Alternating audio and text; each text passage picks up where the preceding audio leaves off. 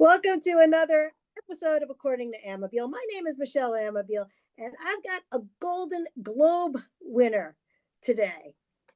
Oh, yeah. A Peabody Award winner. You've hosted what, Saturday Night Live 4 times? You ready to get that jacket? Go into the private room with Steve Martin yet? That's right. That's next. I've done that. Yeah, I had to look to remind myself the Gold Globe's up there. I've got Dad of the Year up there right next to the Gold Globe. I don't know what means more to me. And but yeah, I've done a few. Well, you've seen him in True Lies, Roseanne, Yeah. Arnold Schwarzenegger's FUBAR. Welcome, Tom Arnold. Well, it's good to be here with you. Good to be here with fellow great parent. You know, we were talking about our kids for an hour before we went on. I thought we were on. We were just joking about my son's 3D printer stuff that he makes, his bears, and I went on, and then I know everything about your kids. Things are, your kids are a little older, like, because when I look at you, the first thing I thought of, I got to get a play date with that woman. And that's if I ever, I haven't had a date in 8 years. I'm not kidding. But if I ever, it's got to start with a play date where similar age kids, and we do have a lot of play dates over here, and that's how it starts. Then the mom's like, "Hey, you want to go in that room and make out?" I'm like, "Yeah, I've done that for a long time." Listen, 5 minutes in the closet. yeah, Oh, 5 minutes in heaven. That thing with your kid. that's right. Or 7 minutes in heaven. Yeah, Oh man, going back to middle school games. But yeah. Tom, you've got a great tour, which is coming to Uncle Vinnie's Comedy Club right here in Point Pleasant. It's 2 nights, October 10th and 11th. It's the My Crazy Ex-Wife tour. Now you've been married 4 times. Do you go for a punch card, like maybe the fifth marriage Oh, is free, or like is that man, how? I'll tell you what. It's so crazy that I've been married 4 times. And I say you could have 3 ex-wives and still kind of go women, right, dude? Women. But if you have 4 ex-wives, you go, holy crap, it's me, and it is me. So I'm pacing myself. I had 4 marriages in 20 years, like bam, bam, bam, bam, bam, bam, between. I mean, just knocked them off. I think what I was looking for, though, which is a high bar to put on a woman or another person, is that unconditional love that you get for kids. I mean, I wanted to be a parent. I wanted to, I grew up at my childhood not ideal.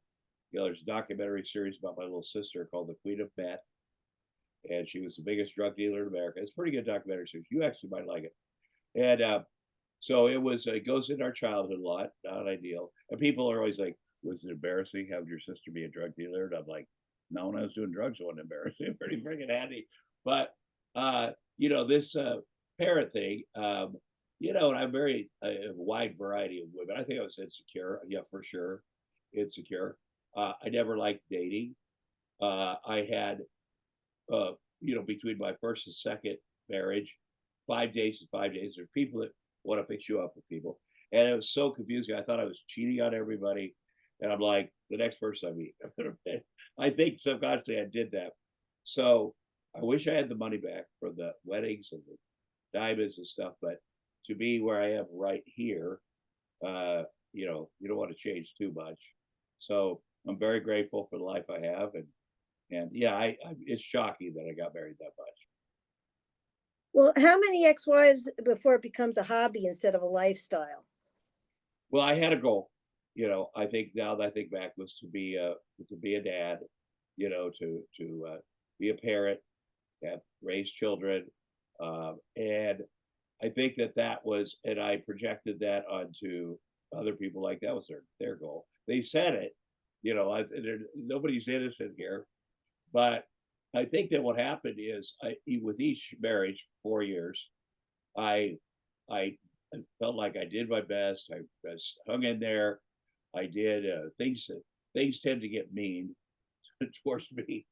My fourth ex-wife, I thought she had a biting sense of humor, and the way she criticized me, I thought that's cool, that's funny. And then after about a couple of years, I realized, oh no, she doesn't have a sense of humor. She genuinely hates me. Now, men, I've been passing on. Okay, I'm gonna get over that. This hate. I can work my way through it. Maybe she's insecure. Maybe she's, who knows? And I'll stay in there. And then I noticed about myself, I stay in there, and then one day I'm like, okay, I gotta get out of here. So you can't do that with kids. You know, it's a whole lifetime thing. And I probably do that with food, where I find a food I love, just start eating it every day. Like I'll eat the same thing. And then one day it's like, I can never eat this again. I cannot do, I've ruined it. I should have paced myself, you know, this occasional, whatever. But this is something I love, but can never eat again. I don't like it.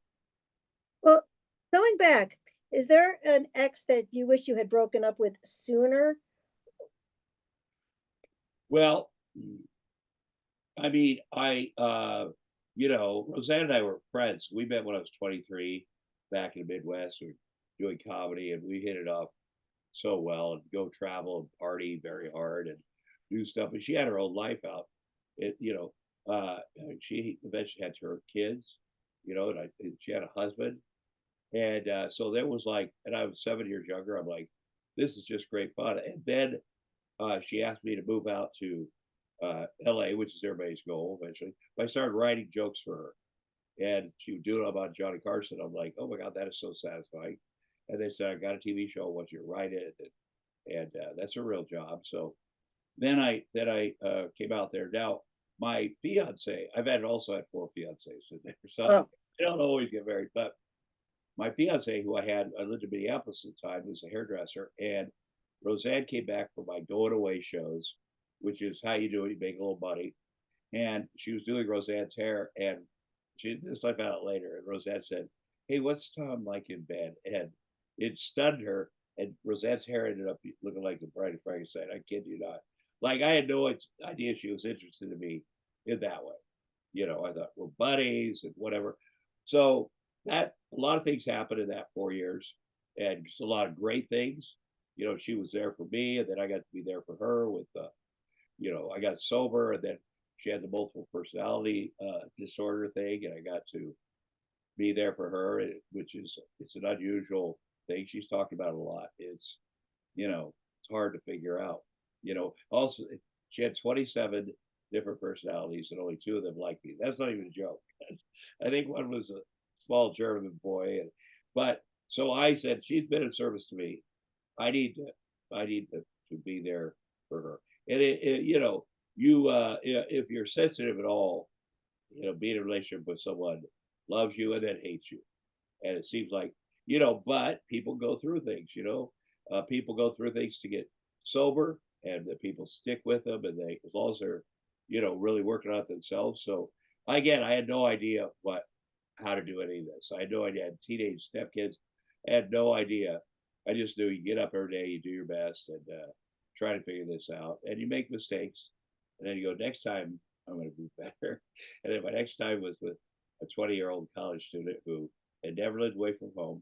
And I'm like, that's what I did there. And so I'll pay off her student loans and get her a truck. And of course, that doesn't work out. Then I do it again, and that doesn't. Now, my 4th ex-wife, I was never getting married again after my 3rd divorce, and I give it up. I've been blessed many ways in my life. I thought the child thing, that's just not going to. That's just not, you know. That's, and I met my 4th ex-wife on a Passover at a Passover Seder 17 years ago, and we were the only 2 Jews there. By the way, Happy New Year, everyone. We're the only 2 Jews there, and the woman hosting said, "You guys should have a date." Now, I knew just by brief exchange with her that she was nuts. I mean, I've got to tell you, like her, like, but I also knew when she said, I want to have children, that this woman would be tenacious. It had to involve science because of me. So it involves sex, don't worry. But I'm like, whatever her motivation is to have children, I think she's gonna, you know, she's gonna do it. And so we had that thing in common, and you know, it's I hung in that one longer. I was waiting for her. I've always been trying to be a gentleman, wait for them to file for divorce, you know, get, you know, go ahead. And she certainly asked, said she hated me. We did want a divorce, tried to live in the same house a little bit because they had little babies. And but then one day I realized she's not gonna file for divorce. She's wait till 10 years. And once you're 10 years married in California, you have to pay spousal support forever. And forever. not that I have a problem. You know, a year and a half ago, I finally finished paying spousal support from 25 years. the whole gets overlapping. But I'm like, she's waiting for the one thing. So she moved out, I filed, and she was very bad, very bad. But I'm grateful I did that. I'm grateful I said this relationship is not good. And certainly you don't want to have that kind of relationship with front of children. I also noticed when we had kids, like whatever was going on in her times 10, the anxiety, the stuff. And if I would leave to go to the airport to fly to Vegas to do a show, as soon as I got to the airport, she called, got a medical emergency with the kids. I cannot, it's too much for me. You have to turn around and come back. And so they're pretty scary for a while. I always did. Now she still does it. And the kids have phones because they do stay at their mom's. Like Saturday night, they're at their mom's, which is great because dad has to work. I was in Colorado Springs. It's great. And, I don't talk about their mom in front of them. They have seen some outrageous things, but and they're doing very well, but they need to go over there. And then, they'll come home. They go, oh, yes, what is today, buddy? Sonny, you want to know what happened to mom's this weekend? I'm like, absolutely not. They no. She wasn't home all weekend. I'm like, that sounds like a great weekend. I don't know. But now the kids have phones. When they were younger, they have phones. They could get a hold of me and tell me what they're smart enough to figure stuff out. Tell me what the real deal is. It a medical emergency? Is it just and she'll all of a sudden say, use my daughter's phone too, and I'll see Quinn, my angel, lining up for FaceTime. Always when I'm on the road. Sometimes when I'm on stage, and I'll answer, "Hi, honey." It's not honey. My neighbor's in Hamas. Like that's the kind of shit. My neighbor's in Hamas, and Jen, and the kids are never playing with her kids. I go, slow down, slow down. Well, I blocked her on social media. I go, okay. Why don't you go talk to her? Because the lady in her building, who I find to be a great single mom. We've just been to Disneyland with our daughters, and I said, go down and talk to her. It just seems like, no, she's dangerous. It's over. Then the next day I go and pick up the kids, and she's left them with a boss lady. So I don't know if she's in Hamas. She's a great, everybody has something, but you got to be prepared for that kind of stuff. Like the government is wanting me to get, but they forcing me to get vaccines or just some stuff that's so out there that you just kind of, because I go, okay, well, I don't think that's true. I don't know. But that it's kind of funny, some of it, but it's a real deal. There's not a damn thing I can do about it. Sounds like you have a lot of patience. I will say I have a lot more patience than I used to. And that's why when I have my next date, because of my daughter, I mean, I'm way more patient. I did not know I was capable of all this. I didn't know I was capable of doing things I don't understand, don't want to do, seem weird, and then learning to love those things. And that's from playing with my daughter. Like I'm walking the door, Daddy, will you play with me? Yes. Oh, 100% still. I don't know. What are we playing? Hot lava, freeze, whatever. Squishmallows. She'll say, I go, what is that? She has these squishy stuffy. She dumps on the floor. She goes, well, we sit on the floor. And I'm like, I like it already. I can sit on the floor and play games.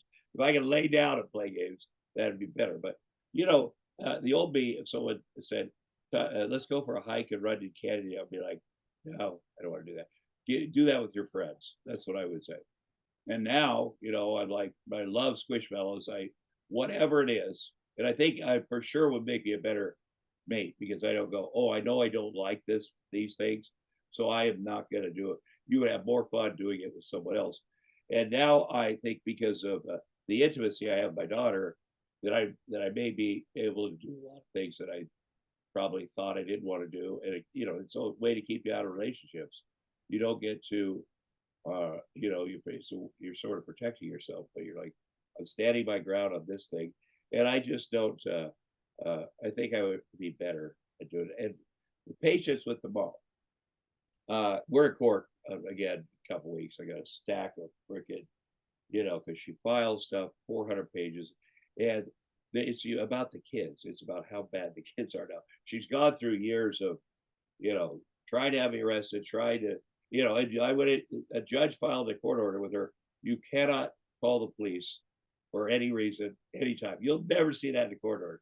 It's public record. You look it up. But I have always felt like I got to be for the kids.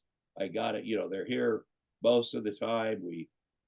But I need to, now we're in court, I need to address that they're not these monsters, these failures that she, it's so important for her, because she thinks, well, that'll prove that Tom is whatever. And they've been so successful. I mean, kids, every kid has issues, but man, these guys have really stepped up, and it's the opposite of what she's filed, which is good for me as a person going in court, because you come down with their grades, with the things from the teachers, their coaches, their friends parents, the accomplishments that they've had, so far, and it's ongoing. So you just say, well, here's the reality. And when you're dealing with someone that has no sense of reality, that lives in an alternate universe, you're like, so it's easy. I depend on the kids. A judge told me a long time ago, don't put anything in writing. You don't want your kids to read back to you in public in the future. And that was so good to hear. That's great advice, actually. Yeah, it is. And because she would write me stuff, and I'd be like, first of all, I mean, I'd correct her spelling, and then I Oh, thought I'm hilarious, but I don't. We communicate. We're supposed to communicate on an app called Our Family Wizard, which I highly recommend to people that are going through stuff. And the judge reads it, and we read it. And we're not supposed to call. She called. We're not supposed to show up in the other person's house, But I'm pretty meticulous on following the, and to be honest, in any other situation, I would never speak to. I would never, but because of the kid thing, which is her weapon, and I have to communicate on the app a little bit, but she has a thing, and because of my therapy, first of all, my sobriety has to be meticulous. My mental health, I have to work on it every day. and you've been very open about talking about that. Yeah, well, it's important, and just sharing publicly about your ups and downs. I found it very satisfying, because then you end up connecting with people. People come to comedy shows that have gotten sober or dealt with different things, and we have a moment to talk about. I talk to everybody that comes after the show. I have a heart camp, biggest heart camp in America for kids with heart defects, heart disease. So I sell these T-shirts, for the camp. But it's really another way to have a moment with everybody, take a picture, and I get to hear. It's also my adult time. I don't like today. After we talk, my son has 2 practices. My daughter has the Blue and White Club, which is the Jewish club. They have it's a lot of running around and making sure. But when I go on the road, I enjoy that time, because I have the audience comes, which is I'm so grateful for. And then we spend a little time together. They tell me a little bit what's going on in their life, and it kind of redirects. I genuinely enjoy it. So and need it. So yeah, that's what the patience, but also the understanding of what, when someone is communicating something with you, you have to understand, first of all, they lie. Everything is a lie. So you got to kind of check it out. And I used to do, and I worked myself into the try to figure out, okay, what's good for the kids. Now I need to make her believe it's her idea. I don't have to do that anymore. If I want to get a vaccine, they're getting a freaking vaccine. But and that was a little exhausting, but I it's also showed me this relationship that I was in was always like this, and I just didn't have the self-esteem or whatever. And it is a two when the court, eventually, if you're in court that much, they will do a psychiatric evaluation. A couple of years ago, the court psychologist said, well, she's not a psychopath who wants to murder you. It's like Well, that's good. a relief. I watch a lot of Daylight, and but she's a sociopath who wants other people to murder you, like the cops. And I'm like, damn it. And a narcissistic sociopath. Like, I didn't know those words went together, because you think narcissist, that's the guy that gets up on stage and talks to, does movies, whatever. But it's a real thing. But And Tom, like you've been through so much, even with your stroke. I mean, that's just adding a whole other layer yeah, well, of pressure on you. last 5.5 years, I had organ failure, because I was one of the first people to get COVID out here February 2020. Not ideal situation, but I got out of that. I recovered. I'm sure because of my kids, and that one, it's like this. It was a Friday. I put the kids in their mom's car. I was feeling uneasy, but I'm like, I need to calm the F down. They're going to their mom's. What? Come on, man, get it together. And I was like, I'm going to do my breathing exercises and go to sleep. And then I was like, I should probably drive down to UCLA because the sun was up and see what's up. Then a minute later, I'm like, I'm going to call an ambulance. Like it was that fast. And then I woke up 3 days later at UCLA, the hospital with a ventilator, ECMO machine. And this other thing they sewed into the top part of my groin. I don't know what you call it. It's the fat part that you push down when you measure your penis. That's the only, and so significant stuff had happened to me while I was out. And I'm like, this is unacceptable. What is happening here? And the first doctor's all gloom and doom. You're not gonna be able to play with the kids. Your heart is 5% pressure, whatever. I think and you have to go to a rehabilitation facility from here. I'm like, that's not going to work. And then because of my heart can't, people are like, that's a great thing you do, but it's also selfish because if you have a heart camp, great doctors. That's just it. You have entree all these great. So my pediatric cardiologist found me there and said, we're going to get you out of here. You're a terrible patient. Here's how you get out of here to get your kids. See that number on that machine? It has to be that number. That number on that machine, that number, that number. So I, like Oprah Winfrey, got up and manifested those numbers every day. And I got out of there in 2 weeks, which is, if you're on life support for 6 days, getting out, walking out of the hospital in 2 weeks, pretty basic. So I wasn't 100%, but I told I'm 100%. I walked around the unit, I did all this stuff. And then they said, I said, I'm ready to go. They go, you got someone pick you up? I'm like, yeah, of course I had someone pick me up. I had no one. I was winging it. They wheel you outside. They have to take you down a wheelchair for insurance reasons. Not in the front there at UCLA. And I'm like, oh, there's my buddy over there, right there. You can go back up. I promise. It's all good. So then the first car that came after I asked for a ride to my car, jumped in, they went to my car, headed over to mom's to get the kids, and had to bring a cart because apparently she had no toys. So good, had my assistant bring her toys over, but it get to her place, see the kids in the lobby, they run to me. It's like one of the best moments of my life. We're so excited, load up their toys in this cart. And again, I'm a little winded, but I don't want to show the kids that. Start to walk out of there with the cart and the kids, and she appears on the second floor balcony. He's banned for this building. Call the effing police right now. He's been like screaming. I'm like, dude, good. Okay, we have to roll, kids. And then we get in the car, we pull away, and it's another great moment of my life. And we're driving to my house, and my son's like, Daddy, Mom cried when she heard about you in the hospital. I'm like, oh my God, Sonny, that is so sweet. He's like, she cried because you lived.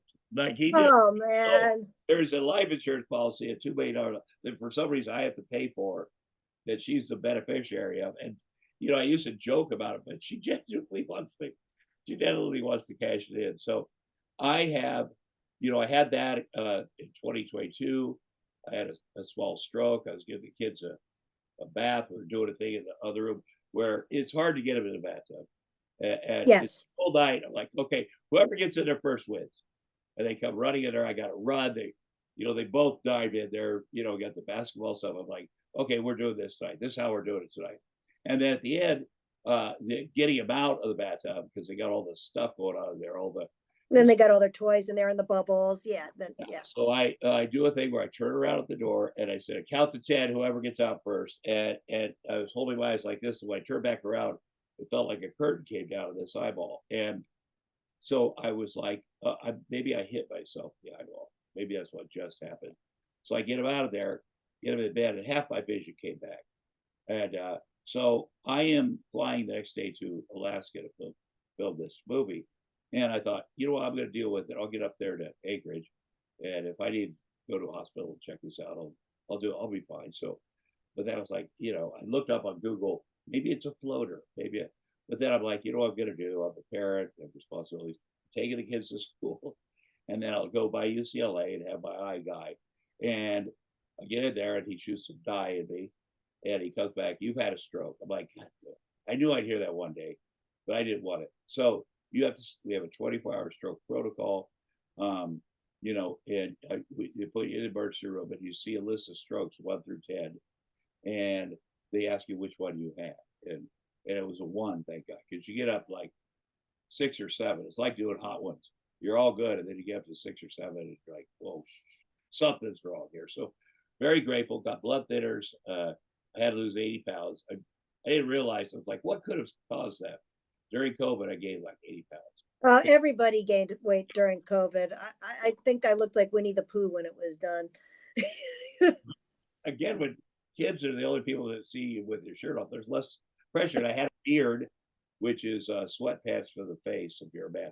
So I lost the weight. I got it. It was, I did what the coach told me to do, and very grateful. And kids were very helpful, because any other time I tried to work out before this, I'd get on the elliptical, get my headphones on.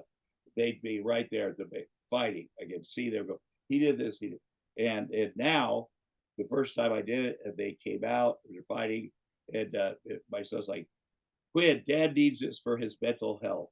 And then they were very supportive of me, working out. And I've had 3 major cancer surgeries and complications, which are a pain in the butt. So this is all during this time. And I many times thought, well, maybe this will be the moment of grace for her to back up. But she actually escalates stuff, when I'm, trying to get on my feet. But that's what she does. I'm very grateful to be alive and reasonably healthy. I'm healthy to play with my kids. It's a lot. There's a lot of activity, and so things are going to come up when you get older. You deal with them. You hope that maybe 2 doesn't happen at once. Right now, I have spinal stenosis, which is a huge pain in the butt. It's very, where your spine collapses in on the nerves. Incredibly painful, annoying. Have to do a lot of different things. Stretching. I've been taking a wheelchair at the airport to adjust, which I think I'm always going to do now because it's so handy. But I sit on stage a little bit, but the thing about being on stage, you never feel the pain from you can, if you're walking up there, you're like, oh, that's, but then you're on stage in front of people and you completely forget that you have this thing. So I'm going to have a little minor surgery in November, shave one of the bones, and I'll be fine. I'll be fine. I think the adrenaline is what makes you feel better on stage. And I'm just amazed that you were able to work with all that, like with FUBAR, and you're a torturer, a CIA torturer on FUBAR. Like that season just wrapped this summer. What's funny about FUBAR is the first episode I did was shot in July of whatever my stroke year, and so my food coach, trainer guy, who I met at Arnold Schwarzenegger's house. So I'm like, that guy seems like he knows what he's doing. He said when he first started February 2022, in July, whatever, when you start filming that, you will be the same way you were when you did True Lies, the movie. I'm like, that seems pretty impossible. But it actually happened just by listening to him. You forget it's mostly what you put in your mouth. You have to do your cardio stuff, but you really have to focus and be aware of what you're eating during the day. And I'd eat 6 different times and followed him, exactly. And it really, I hit that goal, and it was shocking, but it was good. I was a little probably less weight than we did the movie. And, it's all, Arnold's always an inspiration, and so we had a lot of fun doing it. And like I say, I'm very lucky. Got to work with him with True Lies, and it's nice that you two still have that friendship. You're friends with a lot of people in show business, also the sports guys. Well, Arnold, we have 2 big charities we do every year. He's been inspirational in that way too. When I first met him, he's like, your service stuff. If your agent doesn't care as much about that stuff as he does about movies or TV, you fire him, because that is such a part of your life. And so we give out 10,000 Christmas gifts every Christmas out of South Central LA, and they have an after school program that's raised a couple billion dollars that he started, and we get up on stage, and our character is the same as they were in True Lies. We go at it a little bit. It's fun, and I'm grateful that I have him in my life. Arnold Schwarzenegger, geez, I grew up in Ottumwa, Iowa. Worked at a meatpacking plant for 3 years, and now I'm very good friends with Arnold Schwarzenegger, and it's a genuine thing. You don't have to have a lot of friends.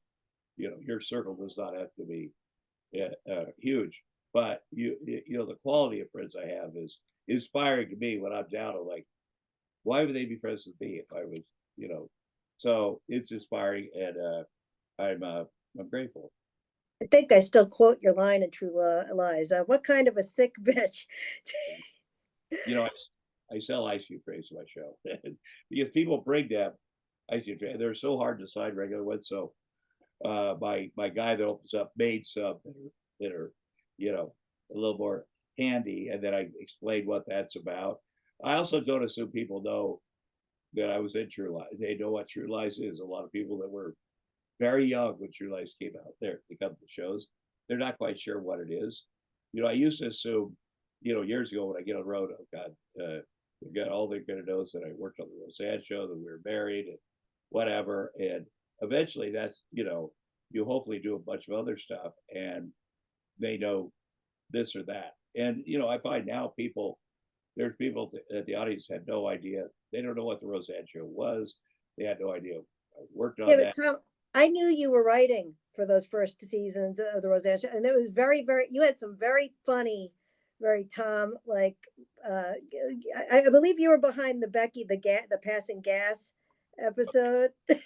Oh yes. Well, what a great opportunity to not only write that show for Nick, but to be the executive producer and be able to hire writers. I had a bunch of friends from the Midwest and elsewhere that are comedians that were genuinely funny people with different points of view. And then I would just teach them the form of a sitcom. Here's how you do it, first exit. Because you can't teach people to be funny. So it had a great staff. The other executive producer hired longtime Hollywood guys, and so that combination of what was really great for the show. It was great for her. I got to put a lot of my early life in Iowa.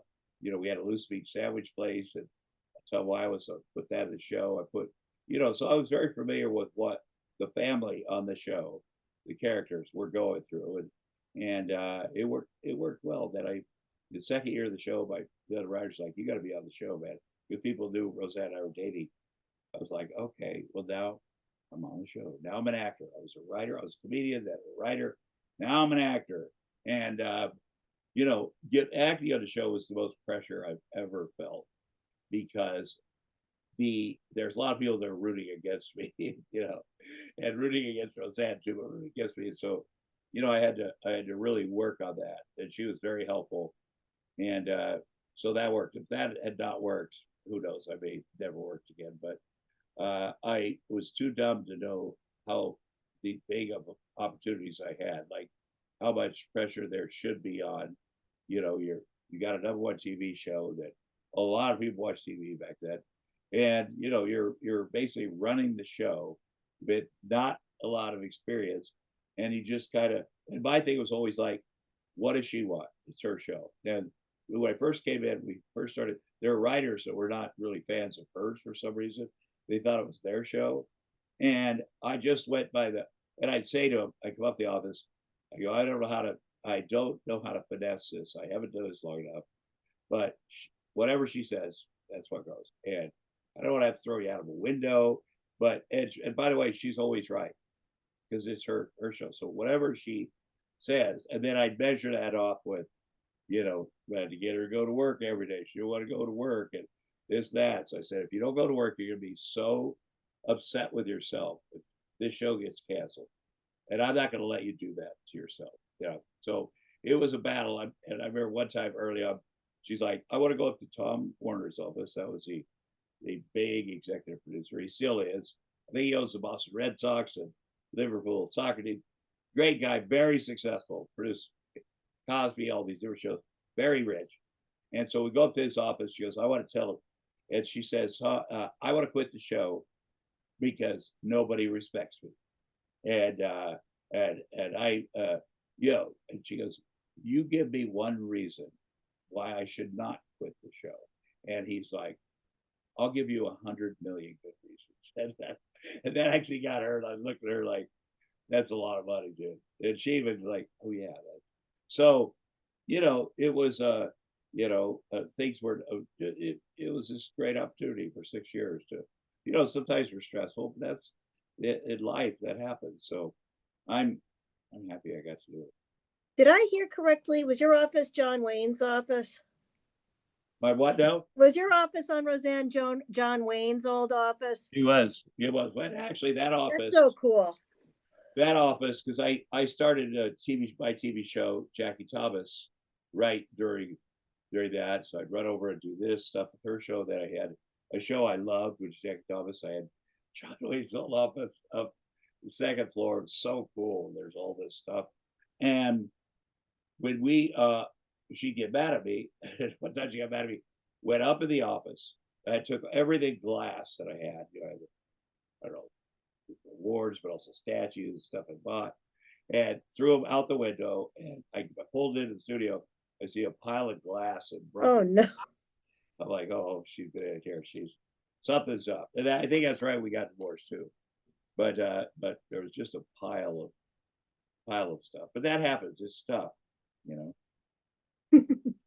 Hey, Tom, you know what I want to talk to you about? Going back to the best damn sports show ever, the best damn sports show period. I know you've taken your son to basketball games, and everything. We're now into football season. You're a sports guy. Got any predictions for sports this Well, season? Lakers. unfortunately, I'm a Giants fan. Man, me too. Oh my God. Tom, And that was horrible. Horrible. so, I mean, they were chanting, "We want Dart" at the game. It's like this kid is like yeah. brand new, and the fans are already willing to junk Russ already. Well, the thing about being a Giants fan is once in a while they pay off. They pay off big. You get a Super Bowl, and it's been a long journey for me. I'm a Giants. I grew up in a Tumble, Iowa, but people are Bears, Packers, Vikings, Chiefs, sort of in the middle of that area. The Bears killed the Cowboys. Yeah, and so nobody was. And when I was in eighth grade, I was a quarterback, believe it or not, the team, and my head is a size 8 plus. I have a giant head, and we were red white. That's our color, red helmet. And they couldn't find a red helmet big enough in our redneck and Tumble out. So I got a blue helmet, and which makes it very easy to spot the quarterback with the giant. But I thought I'm going to make the best of this. I got some black electric tape and put NY on the side. It started.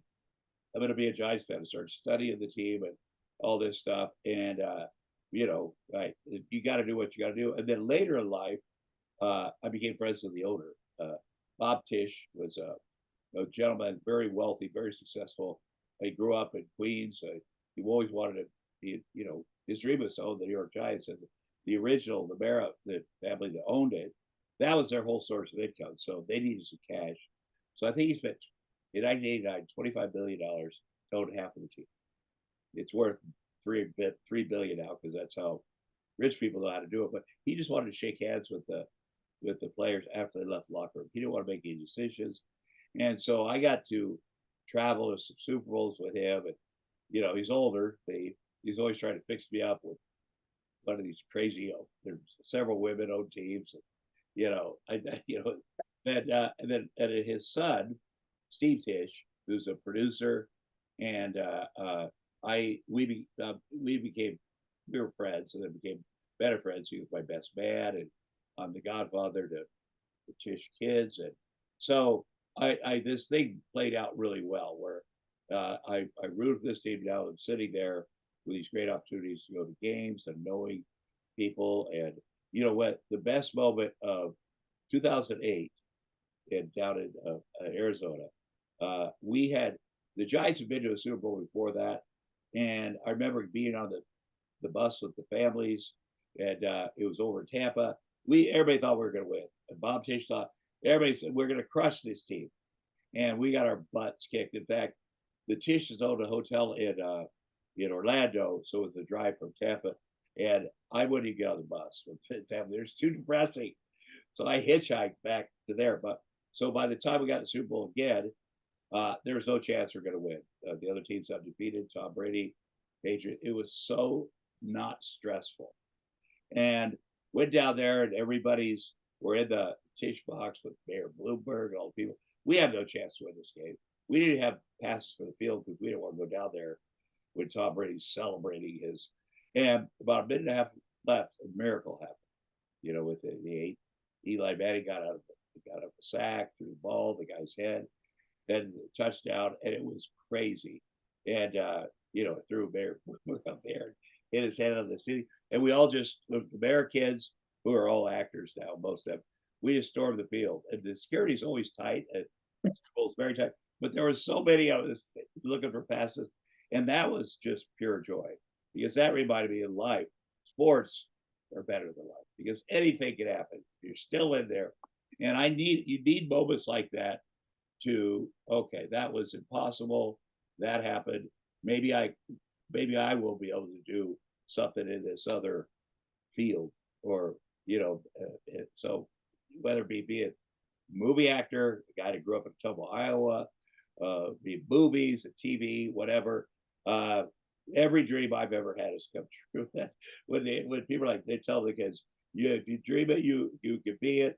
Whatever your dream, have big dreams. So, and I used to think, boy, that's a little. Let's split the difference with kids. Let's not get them all.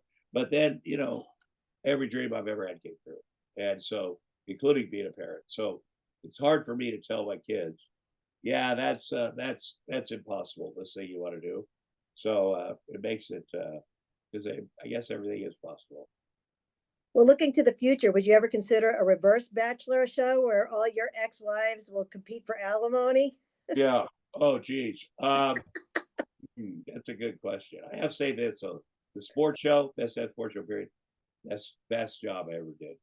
To get paid and paid well to talk about sports. I'd be there, and my childhood heroes would be sitting next to me on the set. Willie Mays, Ernie Banks. Like, how's that even possible? We have an out-of-body experience, and different things I got to do with those guys. We had, not last summer, but summer before, at Fanatics Fest. I don't know if you know what that is. That's a big, they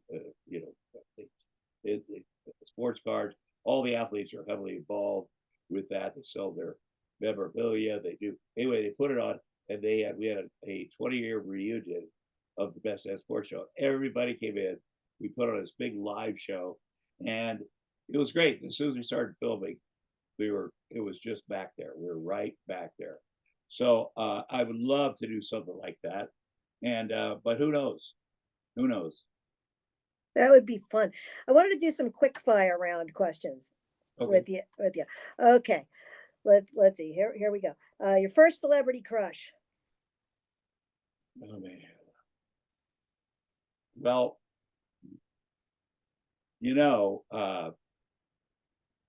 Playboy magazine is very big. And I had there was some centerfolds that I had, and there's a woman named Shannon Tweed, and she was just everything about her perfect. And when on my second TV show, she played my wife, and so that is so crazy, because when you're a teenager and you're like, hey, Sophia Loren is always my celebrity crush, because she did a movie called Houseboat with Cary Grant, where he was a single father, and she helped him with kids, and then they fell in love, and that was always I had a single father. My mom left long when I was very young, and I was absolutely in love with her. Still am. Talked to her a few times, because she represented what I was like, why doesn't my dad's Cary Grant, and why doesn't he be Sophia Loren to be our mom? So you have that visceral thing. I think that I used to do the Atomo Community Theater, because my grandma ran it. I love my grandma. So you get to act in things. I'd be the kid. The first thing I did was one of the kids in The King and I. And for our local theater, we're all painted up like they couldn't do now, as if we're Asian or whatever. But it was fun, because my grandma was involved. I got to go down there and be my grandma. And the woman that played Anna, was the most beautiful woman in Tomo, Iowa, Ms. Bickford.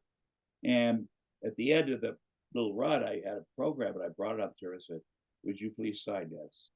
And she was a little taken aback, but she was like, that's so nice. And why she signed it, that she kissed me on top of the head.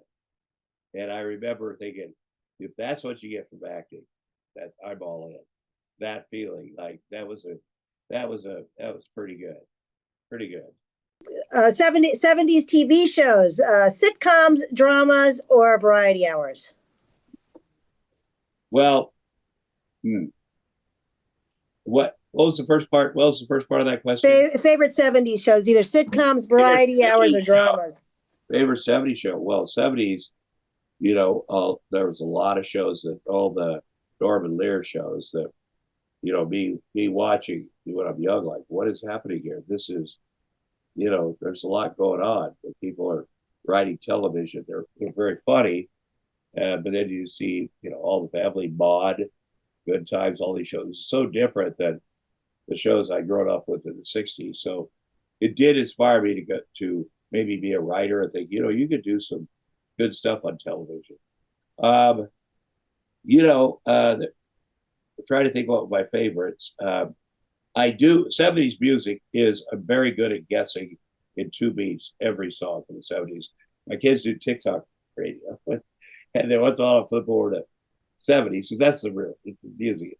70s, 80s music was best. So then we play a game where it's there's not a lot I do that impresses my kids, but they'll get 70s music on the thing and see how fast I can guess. And sometimes with one note, I'm like, that was Afternoon Delight, or that was whatever. Great song. Something. And as you get older, your memory does not get better.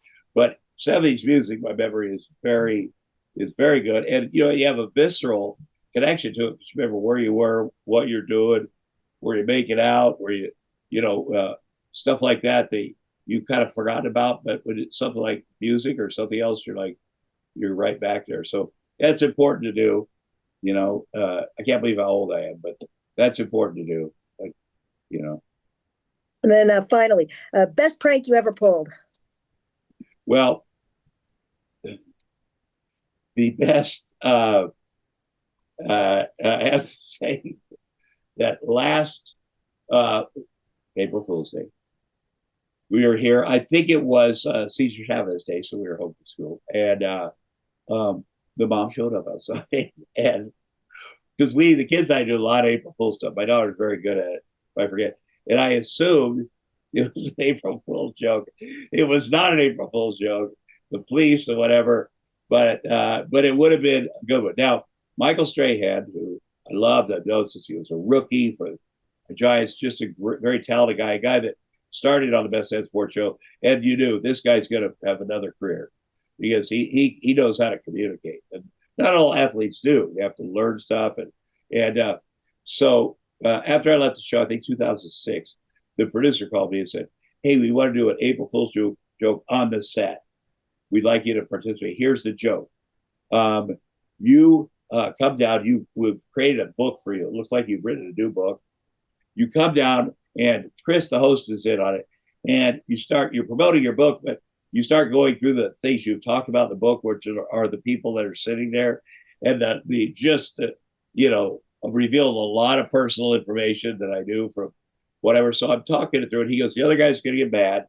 And then you focus on Strahan, what you said about him and Tiki Barber and being in the Giants locker room, stuff you don't, people don't, and so I'm like, and then he'll get very mad, and then we'll say cut and April Fool's. So I'm like, that seems dumb. So I call Strahan. I go, here's the deal. They want me to do this April Fool's thing on you. You got to be in on it with me. And so people play it once a year, and he's tweeted it out, or he talks about it because we're sitting there, and I'm the other two guys. I've kind of criticized people. They're mad that I broke this, the honor code, sports honor code. And then I turn to Michael and just start, the host asked him, well, you said this about him and Tiki Barber, this about real personal stuff. And he's bad. He gets fake bad. And we start going at it, and look at the host like he's going to call it. He's going to go, okay, because he thinks Michael Strahan is now really mad at me, like it went too far. And so I can see he's going to call it. And so I jabbed my finger in Michael Strahan's face because he's such a good actor. And then it starts. Then he comes around on top of me. The other two guys, Rodney Pete and Rob Dibble, who weigh 600 pounds together. They're not at their play weight. They end up trying to break me and Strahan off, jump on my back. I cracked a rib. I had a big cut because they are, And I get Strahan, somehow I got Michael Strahan out of the ground. And then he's like, oh, he'd heard it. They had a pec injury. They'd just come back from with the Giants. And he's like, oh, I hurt my. And they're like, okay, cut. Go cut the black. And the director in the booth, they told me later, he said, well, Tom's finally killed the show. That was his whole. And so they cut, and it's a Friday night. Now and then Michael Strahan jumps up, says, April Fool's, like, but it wasn't on the show. So we had to call the Giants and say, he's not hurt. And then I came back on, because these guys, it really worked. These guys had no idea. Like, they very seldom do April Fool's Jones work, but it was brilliant. And Michael Strahan was brilliant. And we did mix it up. Like, and the other guy, everybody believed it 1,000%. And so I came back on the next Monday and we went through it, but very seldom, because people know it's April Fool's or that they're shooting an April Fool's show. So it's really hard to make something work. And it has to be great, or I don't want to be involved in it. So in a way, you trained Michael Strahan for his future career. Good dude, man. Good dude. Well, Tom, it was great having you. I cannot wait to see the show at Uncle Vinnie's 10th and 11th in Point Pleasant. I'm sure a lot of these stories are somehow in your act. Or yeah, but there'll be more. I really appreciate it. I'll see you there. You're very cute. Thank you. Fun to talk to. I consider this sort of a date with us today. I didn't put on pants. I have my shorts on still. But I really appreciate you, and I'll see you out there. Looking forward to it. Appreciate you too. Tom Arnold, According to Amabile. Thank you so much for coming on. Thank you.